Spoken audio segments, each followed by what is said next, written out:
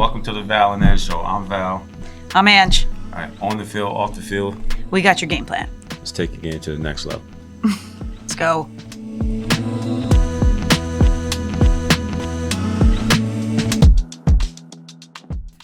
All right, today we are honored to welcome Gian Paul Gonzalez, a nationally recognized motivational speaker, educator, and the man behind the New York Giants' legendary all-in rallying cry that propelled them to their 2012 Super Bowl victory. A former NCAA first-team All-American basketball player at Montclair State University, Gian Paul turned down professional basketball contracts to dedicate his life to empowering at-risk youth. He founded the Hope and Future Foundation, which provides health and wellness programs to inspire excellence at inner city schools and juvenile facilities. His message of total commitment, being all in, has resonated with audiences from NFL locker rooms to Fortune 500 boardrooms. For Gian Paul, all in isn't just a slogan, it's a lifestyle. So here we are. This is so awesome to have you here. Yeah, thank you so much. As you know, like 3 years when I left my job, I reached out to you and I was like, yeah, that's the all-in guy and I'm going to be the all-in girl, but this is what we're doing. And you so nicely reached back out and we communicated. So it's nice to finally sit here with you and just kind of pick your brain and hear what this is all about. So this is my buddy Val. Yeah, nice to meet you, sir. Man, look at these hands next to you guys. Hey, did you see his hand? I got some Odell Beckham hands right here. He does. He does. Yeah, so that's like our big thing. It's like Val, because he's like a monster, and then Ange, but I'm still fiery inside. So, I want to start out with just like many people know this phrase all in because of you.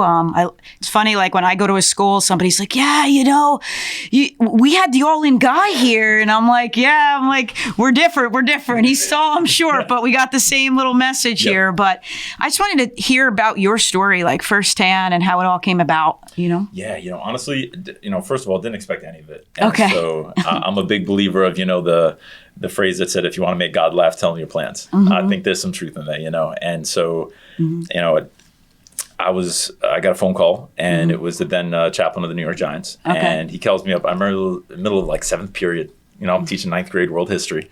And I'm like, and then I listened to the voicemail and I was like, yeah, nah, he doesn't want me to speak to the team. Like, get out of here. Like, scam, credit card number, whatever.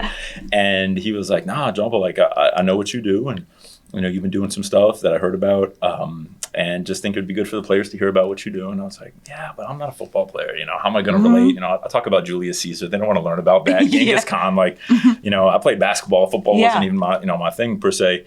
And he's like, yeah, no, I think think about it, pray about it, but I think it'd be, think about something you'd want to say. And I was nervous. Oh my gosh! I was nervous, and what were you doing? Like, you were teaching, so how did he kind of find your name? So were you kind of trying to get into speaking then? I wasn't. Really? I wasn't. So crazy enough. Long story short, he found me through. I want to be a teacher. Okay. And I played at Montclair State. Was blessed senior year, got a chance to play out in the NBA Summer League, all that good stuff. But I really love kids, and I figured we're kids 8 hours a day. They're in school, so I start teaching. And as I'm teaching, I realized I need this thing called a teacher certificate. I didn't know you needed one of those in New Jersey to teach in public schools because I'm teaching in a private school. And I was like, oh man, I got to go back to school. So the only place that I could go regularly work with kids for a little bit of time was the juvenile jails and detention centers. Cool. And one of the specific juvenile detention centers that I started going to with some college teammates, and players I played against at Rampo, William Patterson, was in Hudson County and right there in Secaucus. Okay. And so we start going, and I don't know, Giants, their practice facilities in East Rutherford, half a mile away. And so he's like, one of the reasons I called you is like, I know what you're doing in jails. I was like, well, I'm not in jail. Like, it's not, he's like, no, he's like, I know what you're doing in jails. Yeah. And I think it'd be good for the players to learn about you doing something different, giving a message of hope, through athletics and that type of thing. And so, all honesty, he got my name from going to jails. Okay. Right? Which was crazy because I didn't think anyone was paying attention. I didn't, you know what I mean? You're just like, this is something, I want to work with kids. This is what I got to do till I get my certificate, alternate routes, college, night classes, all that stuff. But I had no idea. Yeah. And so for me personally, I kind of, like I said, God just works in mysterious ways. When students come up to me and they'll be like, man, John Paul, I saw you on the sidelines. I saw you on Monday Night Football. You're playing against the Steelers. Like, you were right next to Daniel Jones. Like, how do you get that job? I'm like, honestly, I wasn't even looking for it. Like, You were doing what you love. yeah. I love that. And I heard this great quote the other day that really like kind of resonated, I think, with something we all do here is it said, I want to get this right, but it said basically to the effect of, if you're more in love with the outcome than the process, it's not your dream. Oh, wow.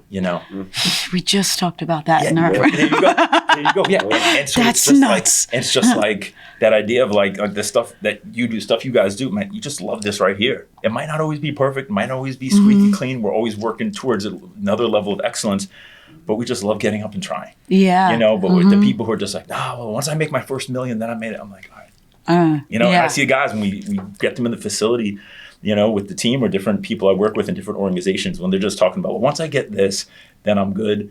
It's like, all in, that's not what all in is. That's not what all in is. All in is not just to get to a level. All in is, it's that process, it's that lifestyle. Exactly. It's something I'm striving to, and some days I make mistakes, some days I'll win, some years I'll lose, but it's continuous. Yeah. So yeah, that's, excuse me, that's just kind of how it came about. I get a call from him. He's like, I heard what you're going to do in jail. And when you went to talk to the New York Giants, like, you were so scared. Oh man, I was scared. I mean, first I was like, I'm a teacher, right? So I'm a teacher. I'm gonna use my classroom management skills. They're just bigger kids, with more money in their bank accounts. Like, I'm a teacher.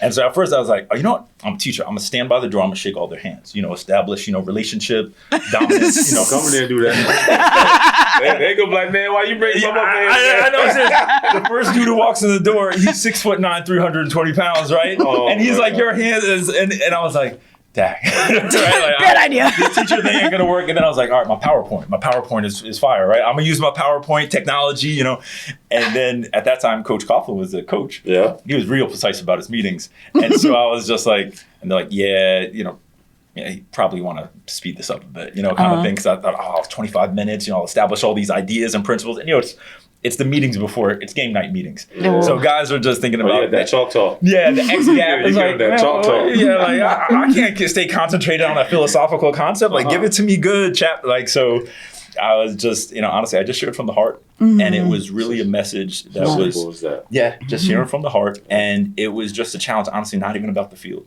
Yeah. It was just more of like, hey, what does it look like to be committed, as a father? What I mean? As a husband, as a man in your community, just giving your best. And at that time, they were 7-7. They had lost 5 of their last 6 games. And I just really kind of challenged them. And it was, it was a chapel service, obviously. It was from the Bible. But I just said, what does it look like to give your best? Your very best, win or lose. Just knowing that, hey, I know I gave everything I had. And I said, for me, I think that's freedom. As much as people say that's pressure, I think it's freedom to put your head on the pillow and know I gave everything I had. Oh, yeah. And, I don't have to wonder, what if, right? It's oh, well. Yeah. And now, did you know going in? Did you know going in you were going to say all in? You know what? I'm a 9th grade teacher. So, I'm trying to hit all the learning styles, right? So I know I could say it and that's going to hit the auditory, right? But I need a visual. And then I got the people who are physical. You need something. So I was like, what? Poker.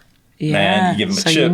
They can fiddle around with their hand a little bit, kind of thing. And I was like, guys, the relationship, right? All right, maybe we could talk about commitment, but for us, commitment means different things, right? My commitment to the game is different than my commitment to my girl, right? My commitment to this is different. I was like, all right, if we all playing poker, we're all competitive guys, and one of you pushes your chips in the middle, all right, you got a choice to make. Am I going to do it too? Am I going to fold? Like, I was like, that feeling, even if it's like, I got money to burn, whatever, that feeling, you're competitive. You don't want to lose that hand. Yeah. You don't want to have to buy in again. And so I was like, you got a choice. Are you going to push them in? And if you do push them in, I remember asking them, I was like, if you push them in the middle, can you, people start to show their hands, can you pull them back out? I remember Justin Tuckey raised his hand. He's like, nah, that's how you get punched in the face. I was like, you're right. If you can't do that in a game of poker in this locker room or at a table in Atlantic City or Vegas, like, why do we think it's okay to do with our lives? Yeah. I'm not saying you got to make lifelong, contract in blood with the team, but like you say you're going to be committed, you say you're going to give your word, you're going to show up at this time or be there, and they're like, I'll just say I'm busy, or I'll just say, it's not that important to me anyway. I was like, I just really want to challenge you, same way you would do it in a poker game. do that with your word, do that with your life. Yeah. You know, it doesn't have to be in huge ways. Maybe Yeah. it's just in the next 5 minutes. Yeah. I'm going to be all there. I'm going to be fully present, you know? Yeah. And I think that's all that really anybody wants from someone Yeah. is just full presence. Fully present. You know? There's that presence word. Oh, And yeah. purpose. Yeah. Yeah. Oh, What yeah. Bible verse did you use with them? Do you remember? So I used, it's out of Matthew. Yeah. And so, you know, I guess I tried to have a little, I was like, you know, it was Christmas time. It was the night before Christmas Eve, but they're going to play the Jets the next day. And I said, all right, guys, like, you know, we talk about Mary, you know, baby Jesus, all that good stuff. But I was like, man, look at this guy, Joseph, bro. Like, he's sitting in his house. Mary comes in and is like, hey, I'm pregnant, but don't worry, it's from God. I was like, I don't know about you, man. I'd be like, man, what's his other name? Like seriously, like I wouldn't take that. Like I would be like, that makes sense. That sounds good. All right, like I would have been like, yeah, I don't know if I'm, And I was like, there's fear. Yeah. And I think the first thing I addressed with him is when we talk about all in, we'd be remiss to not say that it's going to be scary. Yeah. And it's interesting because in the Word, before anyone is called to do something great, it's interesting that either it's an angel or, you know, like it always says, do not be afraid. And I think for me personally, I think it's powerful that that concept of all in is a scary proposition. It's much easier to go halfway. It's much easier to, you know, it's like my kids in school when they would play basketball and they would leave their shoes untied. And I was like, everyone's like, oh, tie your shoes, tie your shoes. And then one kid finally, he told me, I'm not sure if all of them felt the same way. He's like, I leave them untied. So if I don't play well, I can always say I wasn't really trying. Oh. And for me, I was like, I didn't know there was a philosophical thing besides not creasing the J's, but I was just like, okay, I get that. If I don't tie them up, then it doesn't look like I'm trying. And I can always say, whatever. It wasn't that big a deal for me. And so I think for me, that kind of resonated a little bit of like, there's a fear factor involved. You would be ignorant to say, no, I go all in and I don't care about that. No, it's scary to know you gave your best. Everyone saw you post it. And man, it didn't work out. Yeah. And someone's going to ask me about it 6 months. Hey, whatever happened with that? Yeah. And I might have to answer. You know, some people, you know, they don't need all the information. But some people you got to answer. I was like, yeah, I did invest a lot of time in that, and it just didn't go the way I planned. Yeah. You know, Yeah. it's Yeah. hard. Yeah. It's hard. Oh yeah. I agree. Well, it's like walking down the tunnel. You know, Shiana had this thing that he always wanted us to do. You never buckle your chin strap until you start walking down the tunnel, and all you hear is click, clack, clack, clack, clack, clack, clack, clack. So the whole team is buckling their chin straps at the same time. Wow. And it just triggers something in the brain where you just everybody's locked in. Locked in. Yeah. I like that. I get where you're coming from. Yeah. And we're always clean with how we dress. Jerseys tucked in, shoes tied. It's like a militant. Yeah. So yeah. good. It's so good. So like we talk a lot on this podcast about like, you know, Val being a performance coach and me, you know, taking on the mental side of things, but we're constantly in that battle of like getting the kids to treat their mindset game as much as the physical game. Like, so when you're at the level that you're at, where you're working with these NFL players and any athlete that you work with, like, how do you talk about mental toughness, but also have that side to where it's okay to be not okay, you know? Yeah. Yeah. I think probably the greatest thing that someone did for me, I remember I was coming up, there was my second year in college over at Montclair State, there's an individual, his name was Bill Lynch. He owned a pharmacy in Belleville. And, you know, I started becoming accountable with him as like a mentor.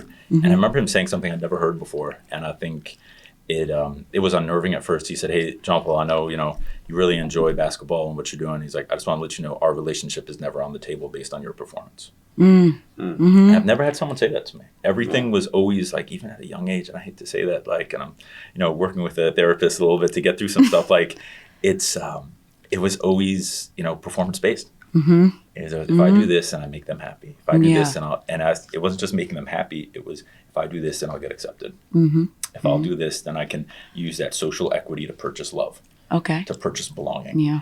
And so for me, one of the first things, you know, honestly, I told them when we had all the guys at the start of OTAs, is like, hey, listen, guys, like, this is a performance environment. This is a business. Like, let's not play games. Say, like, this is an amazing sport, but this is a business, and performance, we got to perform, right? But at the same time, I just want to let you know that our relationship is not on the table based on what happens on Sunday. Yeah. Right? Like, you know, like, and it has to be, right? I can't, this is not disparaging to what's happening. It has to be. But I was like, I don't want you now walking into Bible study being like, yeah, because I dropped 3 passes. Yeah. I'd be like, I can't talk to Gian Paul about, you know, stuff at home being hard because, you know, I got dropped to the practice squad. Yeah. I was like, that better not be the case. Okay. I was like, because I think first it's establishing that sense of belonging, because I think vulnerability can then be the foundation on which we build Yes. that confidence. Yes. On which we build that, that free, that joy. Yeah. I think I love when I started getting an opportunity to work with Arsenal, the football club based over in London. Not all players have it, but I think, something I love about watching a game of soccer or football, as they call it over there, is, you see those ones that are playing out of a freedom and a joy. Yeah. There's a smile after the goal. Having fun. Yeah. There's and you play better when you're in that mindset. Like, and I was always telling the guys, and I was like, the chip on your shoulder, it can work. Yeah. It can work, but I was like, it just looks really exhausting to use that all the time. Yeah. Like every place you show up, it's like, I was like, I get it. We're low draft, you got to have that mindset coming in. All right. Yeah. But I was like, to use that in year 8 and year 9 too, and to bring it home with you too. Like, that's a switch they got to be able to turn on and off as professionals. Yeah. It's like, all right, I'm in the moment now. Let me just ride with it. Yeah. And then let it just net, because I've already prepared myself for this, so I can keep going and keep going and keep going. And then even if I do take a wrong step, it's all good. Next play. Yeah. You know what I'm saying? Not too many have that switch. Yeah. And don't understand how to switch that on and off. And some professionals don't have that switch neither. Yeah, and you see it carry over. Oh, big time. You see it. Oh, Next you're on the back of the New York Post, and it's not for what you did on the field, and that's the worst. Exactly. True. That's the worst. Because you let that carry into what happened outside of those lines. Yeah. Yeah. You done hit so many different nails right there. Where you got to understand how to separate yourself in between the line and off the lines. I always said it to the athletes. I'm like, in between the lines, you got to be that SOB. You got to be that person that you don't think. You got to be Darth Vader plus, Black Panther, all that. And just do your thing. Outside of the line, you just got to be valid, man. You got to understand when you go home, you home. Or whatever happened there, leave it.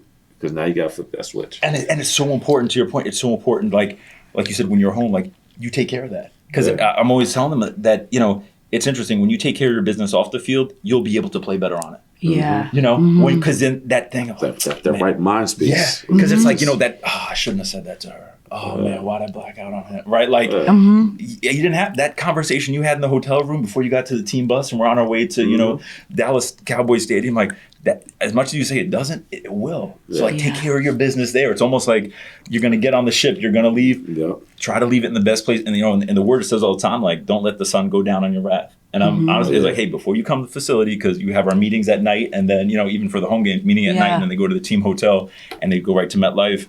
It's like, hey, live at peace. Yeah. I'm not going to say it's perfect. And also at the same time, don't try to take something does take a couple of conversations. Don't try to kill it in like one. Yeah. Oh, let's get this over with right now. I got 5 minutes. I was like, no, that doesn't work. Right? Nobody wants to do that. Just say, hey, listen, I know we're not in a great place right now, but I do want to be at peace with you, and I do care about you. But I also know I need to go do my job. Yeah. I know I need to, like you said, like strap up and lock in, what's the best way we can leave this, and we can pick this up on Tuesday on an off day. Yeah. And I think that creates like a mental space of what we're talking about. Yeah. So, I still need to go back, and I need to, take care of business here. Sure. But I know I can go into, for proverbial battle, knowing that I got that taken care of as best, buttoned up as best as possible. Yeah. Kind of thing. Have you seen a shift in, like, since 2012 with the guys, like even in the NFL, or even when you're speaking to people, like more of a vulnerability, like a little easier to talk to you about stuff that isn't on the field, can separate and be more open? I've seen a little shift.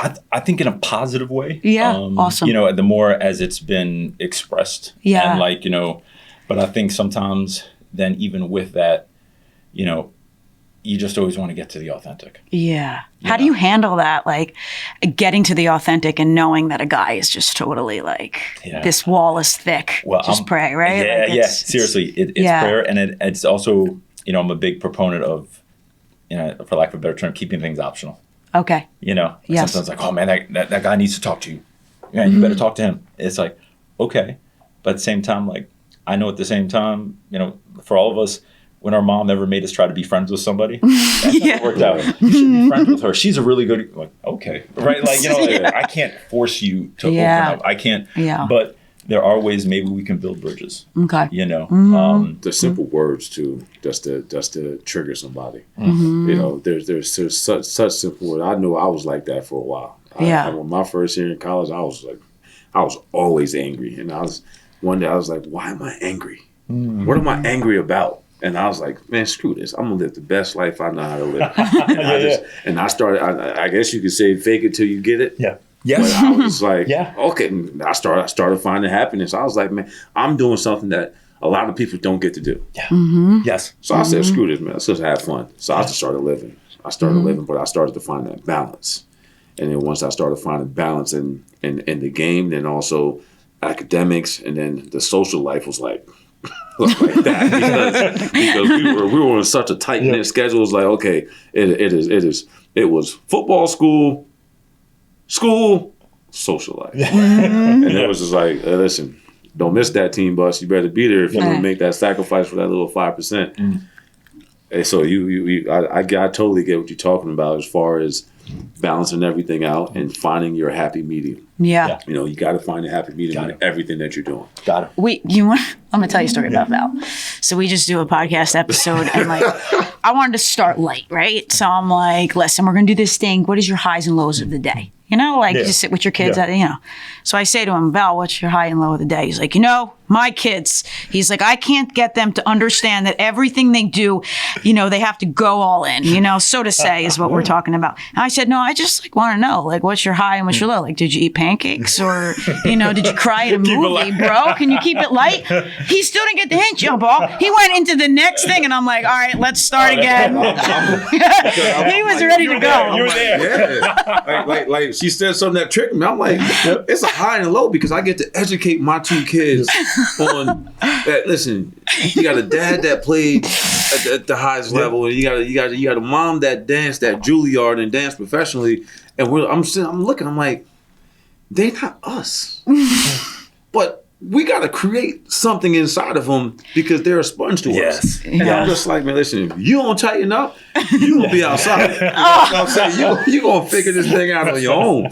But I'm too hands on. I'm too hands on to sit back. And I was like, I woke up this morning, I looked at them. That's why I made a decision not to work out this morning. I looked at them, I said, come on, let me talk to y'all. Yeah. And then, you know, I talked to them in such a calm voice. So I'm just like, listen, today going to be our best day ever. Let me tell you why, because it's the next day. I got to find it. You got to find your happiness and whatever it is that you're doing. And this is how I talk to them. And they looking at me like, what you talking about, Dad? And I'm just like, you'll see. When you walk downstairs, you're going to smile. And all of a sudden, I'm watching them. They smiling and dancing. There you go. Like, hey, listen, man, y'all do your thing. Yeah. You know, I love that. I love that, man. You're a father, right? You have boys? Yeah, 5 and 8-year-old daughter, 5-year-old son. Okay. And you know what? Right. Yeah, he's in it too. What you're saying is so talented. Our pastor John Tyson, he came out with this book called Intentional Father, and it starts out with this story. It's actually from the Bruce Springsteen documentary.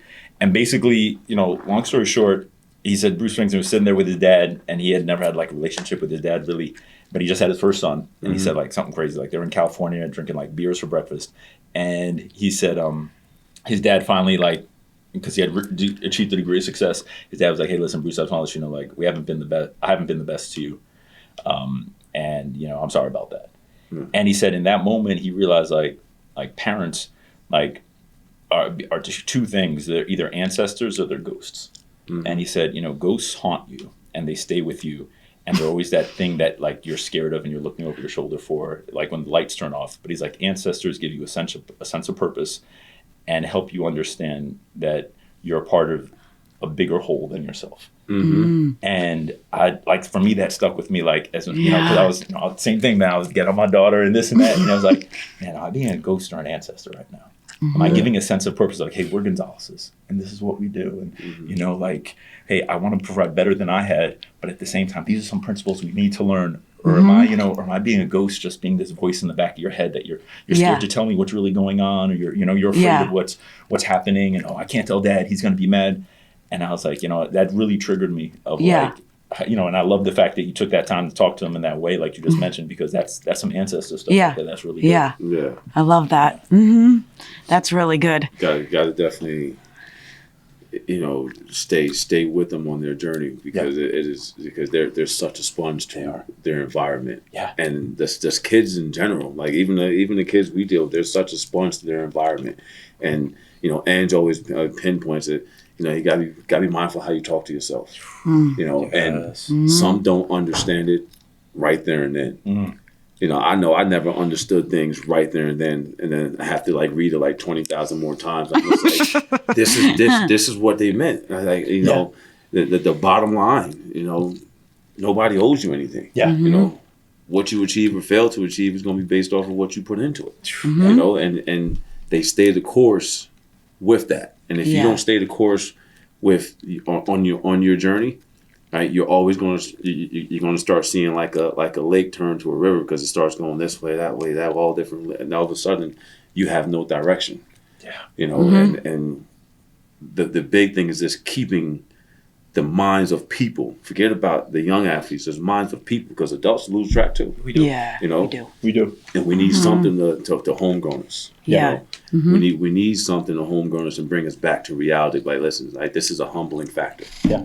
You know, to realize that okay, we're not perfect. You know, And it's almost like that. It's that, you know, just like I said, myself just being a history major, but like all cultures, you know, going all the way back to the beginning of time, tribes, they had an initiation process, right? Where it was that, you know, that time where you went from boyhood to manhood, you know, from being a girl to being a woman. And there's like this process. So, you know, for some, it was like, hey, all right, this is your thing. You're going to go out with the men in the forest. You're going to go hunting, right? You like going all the way back to most tribal things. But it was like this process where you went from being the one receiving all the time to then understanding, no, now it's my turn to give back. It's my turn to, you know, give back. And I think the challenge is, and you guys see it, is, you know, we've lost so many initiation processes, you know. And I'm not saying the negative ones, we need those back. No, but like those processes. And so I think you guys see it too. It's like we see so many young men and young women and they're trying to self-initiate. Yeah. well, Yeah. well, You know, well, they're trying to find that- things that make well, if I do this, then I'm a man. If I do this, then I've reached Yes. it, right? Or if I have this many followers, or if I have like an OnlyFans, Yeah. right? Like if I have this or that, then all of a sudden, now I've got it. And then they get there, and then they're like, they're lost. nah, that didn't hit it. Yeah, it nah, didn't I hit still it. feel empty, or I feel unfulfilled. Yeah. Would you say though that's because in today's generation, it's given instead of earned? Yeah. You know, Yeah, as sadly. opposed to Yeah. talking about how we grew up. And I always say, what was so bad with how I grew up? You know, I learned from my mother who grew up in the street out in Jamaica where she had to go down to the gully to get water. That's in order for us to boil, cook, and eat, do all that stuff. Yeah. You know what I'm saying? Here, you turn on the faucet, water just comes out. You know, and you talking about ancestry. Take it all the way back. You talking about history, where I think as today's generation to change to have an impact on the generation, you know, is give them the times of where we might think it was difficult, but it paved us to be who we are. Yeah. Yeah. You know, And I think, and I'd love to hear your guys' opinion on it. Like, I was just talking with an individual who was telling me just the frustration of their son because he worked really hard. He did like all the stuff necessary to get this next level scholarship at this great baseball, you know, school. But now they just, you know, because of the portal, they just got 17 transfers in. Wow. And so then, you know, of course he enters the portal, goes to the next school, but then they got a whole bunch of transfers. And it's like, he's like, you know, it was sad, but like the son basically was saying, is like, hey, I just don't know what the rules of the game are anymore. Yeah. Like, you know, I was taught work hard, get in the cage, be an all-state player, but now I'm going to these schools, and so are the rules go to JUCO? And then go to like, you know, the school because I can get the, you know, the 2 free years in and then play. Like, I just don't know what like we said, I don't know what the pathway is anymore. Yeah. Yeah. And so now I'm getting cynical and bitter because who's this kid? Like, I'm better than him, but all of a sudden he got chosen above me. Like, I just don't know what the rules are anymore. And I'm getting frustrated because there's not a pathway of, hey, here's what we do. You know, here's the next level. That I think was, like I said, I know we're being, you know, you don't want to be the people on the porch, but at the same time, you know, okay, you do this, you get that. You know, here's the pathway, and it's not for everybody. No. You know what? I couldn't make up the fact I was 6'4", and someone in opposition was 6'8" at University of North Carolina. Can't be 4 inches tall, but I can do my best at Montclair State. Right? But the lack of the pathway, I think, is frustrating for individuals, and then sometimes they just give up along the way. They do. Like, I'm being all in, but you know, I'm not seeing anything. You know, people are just, and then you get that bitterness to you of distrusting the whole system and saying, you know what, everybody's against me. And I think that's, once again, going back to what we said, that's a dangerous fuel. It's dangerous. It's always bitterness. It's always cynicism. It's always, you know, I know coaches, they always just want to screw you Yeah. over. Like they always have the worst in mind for Yeah. you, as opposed to let's give them a clear pathway of what it looks like. It might not be for everyone, but here's what it takes to get to this level. One of my next questions, and you went into the culture part, was like, we deal a lot with high school athletes. And then when they go to college, they come back and train or whatever. But like the coaches out there aren't, the culture that they're building isn't really setting these kids up for that success to, like the young man you were talking to about, where he wanted to go. Like, it's so much bigger than that. And we always talk about like, how can we get these coaches to understand that the culture is so important? Like, what do you see as the top things in a culture after everywhere you're at? I think it's such a business. It's challenging, Yeah. And I think the tough part is that's why you see some of the, at least in my opinion, you see some of the top coaches, they got out of the game. Yeah. You see them, like Jay Wright, I respected him so much. And he, I remember I played AU for Sandy and the Roadrunners down in Newark. And, he was a great role model for Randy Foy, right? For Mike Nardi, for guys I was playing with. But, he was just like, this is not the game. Yeah. This is not why I went into it. Yeah. I went in to build men and not have a kid walk in, and nothing against him, right? If we were in the same position, be like, all right, how much am I making this year? Right? And hey, if Penn State's going to match it, then okay. It's hard. It's really hard. A business, Yeah. and it's to stay with the Jay Wright, but the Nick Saban is like, that this part of the journey has pushed out a lot of great coaches who I think could have been doing it for until another 5-10 years. Yeah. And then see where the success rate will go. But, they say I have to re-recruit my players every year. Yeah. Yeah. It's exhausting. But then that takes away from this generation coming up. They're gonna say, but why? Yeah. So limiting the self-beliefs. They're going to question themselves, but why did I do all this work? I'm not labeled a 5-star. Yeah. All right? Don't ever stop working, because forget about being a 5-star. Go out there and be the best star that you can be. And just trying to reiterate that back to these young athletes that want to get to that next level. Yeah. But we're losing coaches like a Jay Wright, a Nick Saban, and we're gaining energetic coaches like Coach Prime and stuff like that, but we're losing the grandfathers. Yeah. I'm not calling out old, but I'm just saying, I listened to my grandfather because he gave me so much knowledge and he taught me so much. Yeah. And I still know there's more to learn. So why wouldn't I want to go play for a Nick Saban or a Jay Wright? And to add to what you're saying, not even we're losing great coaches. I think they were great teachers. Yes. Yeah. You get what I'm saying? Oh, yeah. Because there's a lot of people who can, quote unquote, like coach, right? Mm-hmm. Right. But teachers are the ones who, like, I can take a guy, whether he's 6'7", 365, or someone who's playing that same position 2 years after, and he's 6'3", 245, and I can make both of them great. Yeah. You know what I mean? Yeah. It's teachers and mentors. Yeah. Yeah. That know how to actually bring a message across despite the varying people in the room. Whereas some coaches are like, oh yeah, well, as long as you're this, you fit into this exact mold, then I can coach you. Yeah. Right. But if you don't fit into that mold, I'm always, and then when you're feeling slighted. When you're like, man, I just wish you were 2 inches taller, right? Like, I can't do anything about that. Coach, come on. It's like, well, I'll try to get that in the portal next year, right? Like, you feel that, but it's like, hey, listen, I know what you are. I'm going to get the best of what you are. Mm-hmm. And like you said, teachers and mentors, they bring that out of us. It's the people who believed in us before we started believing in ourselves that I think that we miss the most. Yeah. Right. I think like in the high school space is where we sit, and you don't see that from the high school coaches as much because they're getting burnt out. Yeah.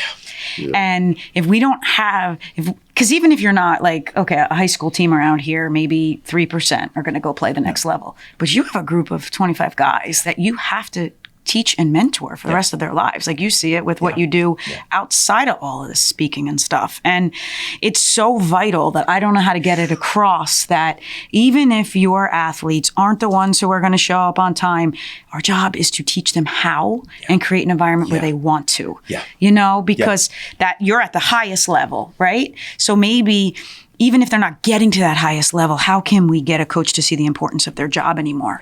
It's hard. It is, but it's so, as you said, it's so critical because the amazing thing, and not trying to be like, oh, well, y'all just about athletics. Like, no, these are fish bowls I always found that provided experiences in a low consequence Yeah. right? Field. I know what it is to fail in a JV county tournament.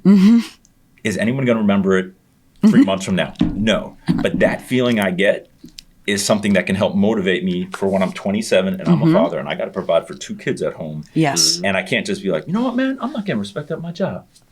Yeah. No, I need to hold this down till I get the next one so Yeah. that I can make sure that, Yeah. you know, like Never leave it right on the for table, like, there's resiliency being built, right? And but it's in a low consequence environment where it's, you know, you don't want to, but you're learning how to deal with those feelings. Yeah. Show up at practice the next day after a tough loss against a rival school and the whole school was in the gym. How do I walk the hallways knowing that everyone's telling me this, right? Kind of, and how do I deal with that in a healthy way and then come back the next day? I think those are just key invaluable moments. lessons They are. for for so many young men and young women that, you know, would be remiss. I think all of us in the room would be remiss if we didn't have those experiences. Yeah. And it made us who we are today. Yeah. And I think that's so important, as you said, for coaches to realize what they're doing is more important than ever. Yeah, it comes back to what you said in the beginning. You know, a lot of coaches focus on the outcome instead of this process of like, well, you're not going to win, you know, but you're winning every day by just loving and being a mentor to those kids. You might not be at IMG, right? Yeah. You might not be at, you know, some of these and that's okay. Yeah. But you being right here at, you know, Shawnee High School, you know, freshman girls basketball team, that's something. It's a sense of belonging. It is. That's something these girls look forward to. That need it. Man, I get to wear a jacket. Yeah. Oh wait, no, don't be late for the bus after school. But guess what? There's people who'll know if I'm late. Yeah. Right, because that's something like at our school district in Union City. That's something that I think God definitely helped me wanted to focus on was like that missing 60. Yeah. You know what I mean? That just 60, top 20%. Most people know who they are in school because, you know, they're this or that. Yeah. They're doing well. Good. Bottom 20%. Most people know who are they at school because they get a call to the principal's office. Yeah. They start a fight in the cafeteria. They threw markers, whatever. But you got this middle 60% that's like, especially in the larger school district, which is so tough.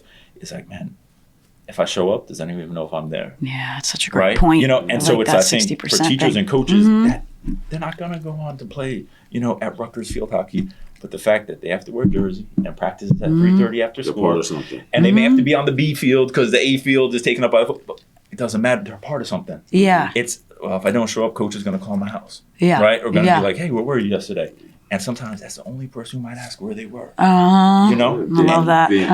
Being in tune with the athlete. And just, you know, I know with the athletes, I tell them all the time, you're always under evaluation, even when you think you're not under evaluation. Yeah. You know, because at the end of the day, your perspective of yourself is you're evaluating yourself. Yeah.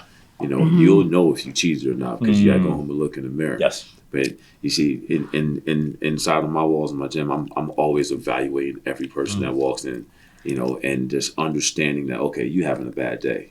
Let me go over here and try to figure this one out. Yeah. Because forget about them right now, because this one right here is not going to give me her or his 100%. Yeah. I already know this one is because they bouncing off the wall. Right? Reel them back in, you know, and then we pull them all together, and then all of a sudden you just see the flowers and everybody start to just blossom, and they grow into these monsters that they want to be. Yeah. You know? And it's beautiful. Yeah. And there's no way to put, like, you know, as we know, working with students and in education, you can't put a price on that. No. You know, you can't put a price on it. And I'd say it all the time when I do like year beginning, like commencements and stuff, is I think the greatest thing we get paid in is, you know, them Sunday mornings and you're walking in like ShopRite, you know what I mean? Like Whole Foods, but you know, in education, we're not at Whole Foods as much, you know, but you know, the kid remembers your name from like, and you know, they know your name, but the crazy thing is you kind of forgot theirs a little bit. And you know, they run. That's like, happening to me. And they're more. like, hey, and you're like, oh, you don't remember me, do you? And then of course you're like, nah, you just changed so much. Like you're a brand new person. Yeah. You know, you try to everybody's buddy. Yeah. Everybody, chief or hey, man, what's up, boss man? Yeah, exactly. Hey, big man. Right? But the best feeling in the world is when they're just like, hey, you don't remember me, but man, there's that one time in the gym that you know I was having a tough time. My parents got separated, and you didn't know that, but man, you just really. That stuck with me. That's At what that you're time, doing I was like, you know, you came to my school and you said this thing, and you had no idea. I was in the back. I looked like I could care less. I had my hood over my head, but man, that hit me, and I just wanted to let you know that. Yeah, thank you for that. And there's no dollar amount to that feeling when you walk away from that, you know, third aisle in ShopRite, and you're just going to the checkout, and it's like you can't buy that. No, You can't buy that feeling of knowing like. wow, like I feel it's almost like a. Or you get a text message from somebody from a long time ago. Oh yeah. It's like it's almost like more than special. It's almost like eternal. Yeah. That moment. It lets you know why you're here and what we're here for. One of my former athletes asked me to officiate her wedding, and I was like, "That's so fun!" Yes, still got to go online and get the universal. Yeah, there you go. Yeah. Make sure you get it. Sometimes it takes 7 days. Yeah. That's rewarding, though. Isn't that cool? I know. She's like, can't talk too long. Like, don't give me the whole. No one needs to know about being all in. We're getting married, and I'm like, oh. Make sure you get the ring thing right. Yeah. I'm coming to that one. Yeah. I'm gonna sit in the back. So I got my hoodie on. Yeah. So we're gonna wrap up because I know we got to get out of here. But I want to ask you our last question. We always say, if you could go back to your 16-year-old self, what would you say? Man, that's a good question, man. That gets you in the fields, right? I haven't asked you yet, Val. No, don't ask me that Oh one. man. You can't ask me that one. That's my 16-year-old. Oh man. You gotta answer that, brother. I think of two things. I think of a quote that I use in different conversations I have with groups. It's by Erwin McManus, but it's always stuck with me. It says, "Arrogance looks for someone to blame, but humility looks for something to solve." And I think my 16-year-old self. I think there's a lot of times there I was looking for someone to blame. Instead of being humble enough to look for something to solve. And then I think the other thing would be just and I'm sure it's gone viral and stuff like that. But Tom Hanks said it in a panel he was on, and he said, "This too shall pass." Yeah. And I love those two. It's like, hey, if things are going well, this too shall pass, right? If things are like the worst, and I remember I dislocated my ankle and I had like offers, and the only person who was paying attention to me was Messiah College, Division III, and I don't want to even return the phone call because I'm like, if you don't got a scholarship, why are we talking here, kind of thing. They eventually did. It was like, it wasn't athletic scholarship, but it was Hispanic minority, so same thing, kind of thing. But I was just like, something's better than nothing. Yeah, exactly. Hey, whatever, whatever you need to call it, it's cool. It's paid for Somebody school. still want me. Yeah, but it was just like, hey, I think sometimes I could get so anxious, and so wrapped up into, but I'm better than this guy and that guy, and wait, how is he getting offered? Yeah. I'm not. And that was before social media even took off. But I think just having that mindset of, this seems like the biggest thing in the world right now, but just take it with humility, right? And yes, getting Player of the Year for the county seems like the biggest thing in the world right now. But it's funny because after the special in the Star Ledger, you're not there the next day, right? Kind of thing. Yeah, and same guy. It's just like just take it with humility, take it with grace, and just understand that, like, hey, stay humble and it'll pass. Awesome. Stay Stay humble. Yeah. Thank you so much thank you guys for coming. This was awesome. I could talk to you definitely. forever, but we're going to keep the conversations going, and you provided a lot of nuggets for our community. Oh, yeah. And Thank we're you guys for excited. doing this. Yeah, awesome. Appreciate it.